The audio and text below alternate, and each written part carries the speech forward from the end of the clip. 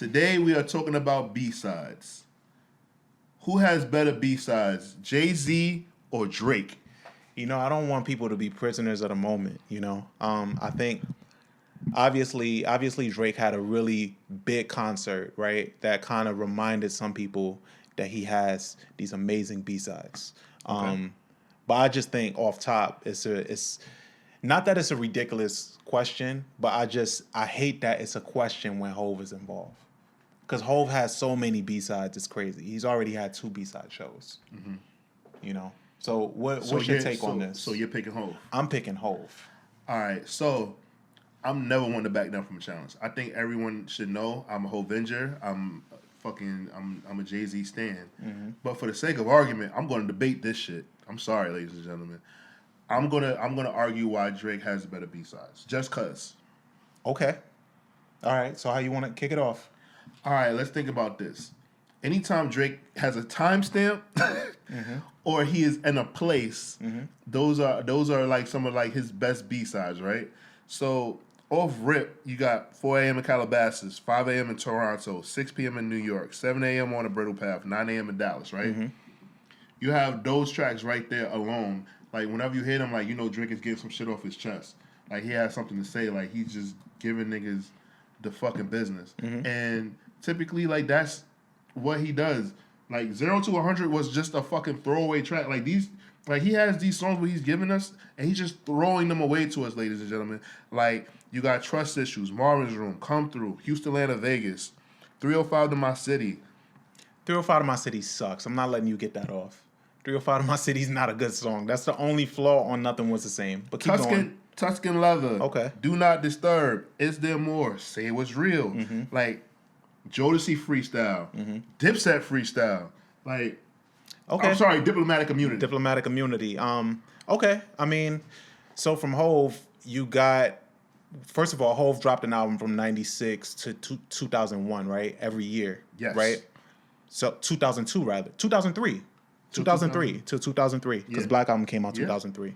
So you got a lot of B-side content in that. You got, we'll just off top of my head, Some People Hate, which is on Blueprint 2, where he's really getting into how sick of these niggas he is, right? You got Grammy Family Freestyle, since we want to talk about freestyles. On High 97, legendary freestyle. Well, we all know Drake's freestyles ain't real freestyles. He just names them freestyles. Yeah. So you got Grammy Family Freestyle. You got Young Gifted and Black Freestyle to the Big Daddy Kane beat. Classic. You got the Pump It Up Freestyle. Shout out to Joe Budden. You got, you can name I Love the Dough as a B-side. You can name Young G's. I mean, the content is heavy. You can name Allure. You can name Hovey Baby.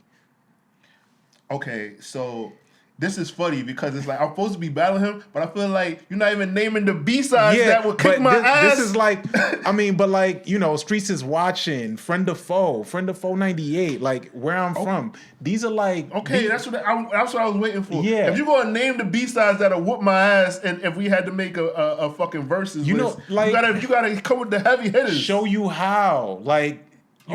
like 22 twos. It's just like he has B-sides that are embedded in the culture. Like he has B-sides that completely change the game for what B-sides are.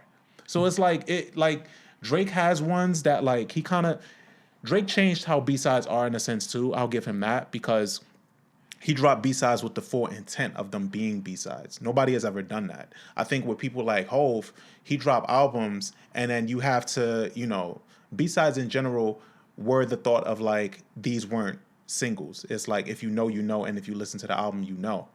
But Drake dropped loosies and then they're considered B-sides. That's where he generates the interest for his B-sides. But with Hove, it's like from album content. I think okay. That you had to live with. I think it was on both sides. I think that like Drake gave us a lot of loosies that like weren't meant to come out, but I also think that because of streaming age, a lot of fans decided that certain songs were going to become popular. Whereas with Jay, it was like you actually had to physically buy the albums and listen to the project, right? And then like his B-sides became popular because like think about like Where I'm From. Like Where I'm From had become like that's like some people argue that that's Jay-Z's like best song. There's some people that like argue that, right? And like or like a song like that he has like on like some of the posse cuts that Jay has or whatever like that, because like how legendary his verse was and everything. I don't think there's a Drake B-side that I would cry at a show for. I will cry at a show if Jay-Z performs This Can't Be Life. And if he brings out Scarface, I'll probably pass out. Okay. I don't think there's a Drake B-side that does that. All right. Okay. Well. All right. Let's stop. For me. Okay. For you. Let's stop and think about that though, because women cry at Drake concerts even when he just comes out on stage. So there's going to be some crying at the B-side. I've never seen crying. I've never seen no footage of anybody crying at a Drake show. I've seen hysteria. I've seen pandemonium. I promise you that I've never seen no crying. I promise you that there's people hysterical crying at Drake concerts. But that nigga performs that, or Feeling It, or Imaginary Players, or Never Change. At this point, Public Service Announcement isn't a B-side, but technically it is. Reg, I only named like the rap songs. I didn't name the like R&B cuts that he has, right? Well, yeah, but I kept it to rap, but you got to understand, Drake has different genres of him. Drake has different genres of him. I'm yelling. I'm sorry, ladies and gentlemen. Drake has different genres of him that made it even hard for me to even make this list. I made a Drake playlist of just like his rap songs. Hey right? man, didn't nobody ask you to limit yourself? You could have named whatever. I didn't want to because I'm shooting off. So I didn't I didn't even list off like the R&B and alternative records that he had. I just kept it to rap because I just wanted to narrow it down for my damn self. Okay. Right? But what I'm trying to like express and convey is that like Drake had like he can go. I feel like he could do an 8-hour show. Okay, so then I'll ask you this. The two artists are doing their B-side shows in the same week. That's not fucking fair. And you can get one ticket. That's Who not you going to go see? But that's not motherfucking fair because we already established here that like how I feel. I prefer Jay, but I want to argue with you. So we doing perfect argue. So you a dirty motherfucker for asking me that question, and you know what concert I'm just saying. Drake is still stadium status, right? These are both stadium status artists, so it is not according to Drake's current tour getting canceled, but yeah. It's a great, but that's alleged. We don't know if that's true, but so it's a great argument nonetheless. But I just think Hove is in a whole different playing field because one, he has the content, and two, he has way more looted and significant critically acclaimed albums and content than Drake. And that's where that stands. That's another topic right there, ladies and gentlemen. And that's the end of it. All right, cool. I'm gonna let that be the end of it, but trust me, we will revisit that last part that he just said.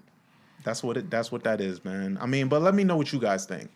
Let me know if I'm tripping. I'm so mad he made me have to defend Drake. Dun dun.